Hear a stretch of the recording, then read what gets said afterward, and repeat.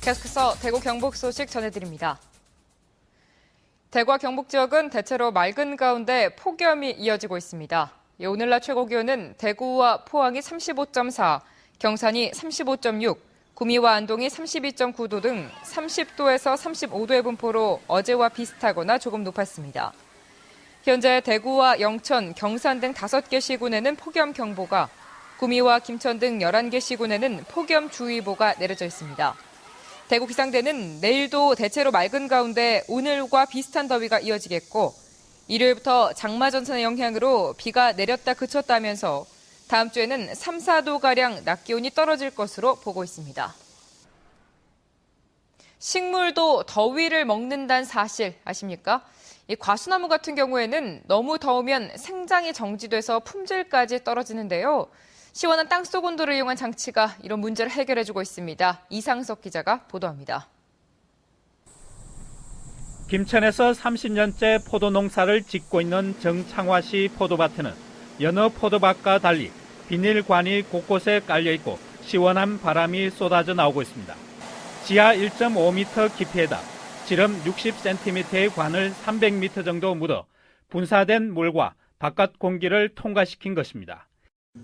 땅속 관을 통과해 나온 바람의 온도는 28도 정도 됩니다. 현재 이 포도밭의 기온보다 8도 정도 낮습니다. 이 시설을 가동하면 통상 40도에 육박하는 비닐하우스 온도가 33도까지 내려갑니다. 이처럼 포도밭의 온도를 낮추는 이유는 너무 더우면 나무가 광합성 작용을 멈추는 일종의 생리장애가 발생하기 때문입니다. 하우스 안에서 35도 이상이 되면은 포도가 당도 축적도 안 되고 에너지를 소모하게 됩니다. 그렇기 때문에 시설하우스에서는 온도를 35도 이하로 낮추는 게 굉장히 중요합니다. 땅속 냉기를 활용하는 시설을 갖추고 난 뒤 당도와 착색이 좋아진 데다 수확량이 10% 정도 늘었고 익는 시기도 3주가량 빨라져 농가 소득이 30%나 증가했습니다. 들어간 비용은 1200평에 2천만 원 조금 넘게 들어갔는데 2년 반 됐는데 경비는 다 회수를 한 택입니다. 겨울철에는 11도가량의 따뜻한 온풍이 나와 동해 방지와 연료 절감 효과까지 거두고 있습니다. 여름에는 시원하고 겨울에는 따뜻한 땅속 온도가 식물에도 농가에도 효자 노릇을 톡톡히 하고 있습니다. MBC 뉴스 이상석입니다.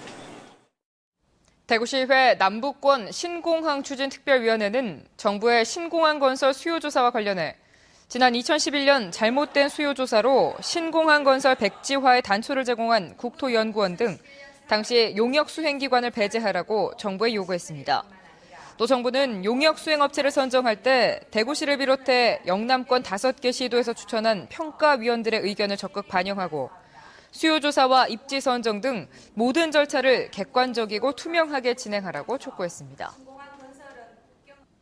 대구고등법원은 대법원에서 무죄 취지로 파기환송한 백선기 7국 군수의 선거법 위반 사건에 대해 공직선거법 처리 규정에 따라 석 달 안에 최종 심의를 마치겠다고 밝혔습니다. 대구고등법원은 대법원이 유죄를 인정할 증거가 부족하다는 이유로 파기환송한 만큼 새 재판부가 사건을 배정받는 대로 검찰에 증거 보강을 요청한 뒤 심리에 착수할 계획이라고 밝혔습니다. 대구 달성경찰서는 대구시 간부들이 국립대구과학관 직원 채용기관에 과학관 인사 담당자에게 여러 차례 전화통화한 사실이 확인돼 통화 내용을 분석하고 있습니다. 경찰은 또 인사 담당자가 대구시 신성장 정책관실모 간부로부터 여러 명의 이름이 적힌 쪽지를 전해받았다고 진술한 것으로 알려졌는데 쪽지에 적힌 사람들 모두 이번 비리 의혹에 연루된 사람들입니다. 경찰은 또 채용을 대가로 수천만 원이 오갔다는 의혹이 제기됨에 따라 관련자들에 대한 계좌도 추적하고 있습니다. 6.25 때 전투부대 소대장으로 참전한 라모스 전 필리핀 대통령이 정전협정 60주년 행사 하나로 지역을 찾았습니다. 라모스 전 대통령은 영남대에서 열린 정전 60주년 기념 나라사랑 국제학술 세미나에서 기조연설한 데 이어 대구시장 등 지역 기관장들을 만나 전쟁을 극복하고 도약을 이룬 대한민국의 발전상에 대해 의견을 나눴습니다. 포항 국제불빛 행사가 열흘간의 일정으로 내일 시작하는 가운데 오늘 저녁 영일대 해수욕장에서는 불빛 퍼레이드와 영일대 준공식이 열리고 축제 기간 동안 경북 전통주 홍보와 해변 스포츠 축제가 이어집니다. 또 내일과 모레 이틀간 형산강 체육공원에서는 유등축제가 열리고 31일부터 닷새간 영일대 해수욕장을 중심으로 포항 바다 국제공연 예술제가 펼쳐질 예정입니다. 봉화 은어축제와 예천 곤충축제가 내일부터 개막되면서 이 북부 지역에 많은 휴가객들이 몰릴 것으로 보입니다. 다음 달 3일 마치는 봉화 은어축제는 봉화읍 내성천 일대에서 맨손 은어잡이를 비롯해 수상자전거와 놀이동산 등 다양한 체험거리와 볼거리로 휴가객들의 발길이 이어집니다. 또 다음 달 4일까지 곤충과 함께하는 신나는 여름방학을 주제로 열리는 예천 곤충축제에도 어린이와 가족들이 붐빌 것으로 보입니다.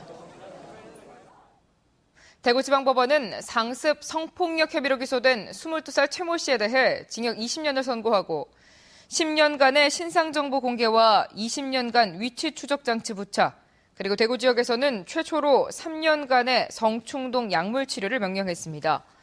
재판부는 피고인은 누범 기간 중인데도 하루에 3차례나 범행을 저지르는 등 성충동을 억제할 능력이 없어 죄범의 위험성이 매우 높고 본인도 이를 인정해 이같이 판결한다고 밝혔습니다.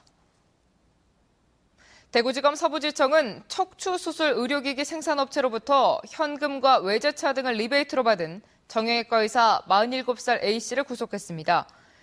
A씨는 해당 의료기기 업체에 물품을 구입하는 대가로 현금 6억 원가량과 5천여만 원의 외제차를 받은 혐의를 받고 있습니다. 대구 경북 소식이었습니다. 시청해주신 여러분 고맙습니다.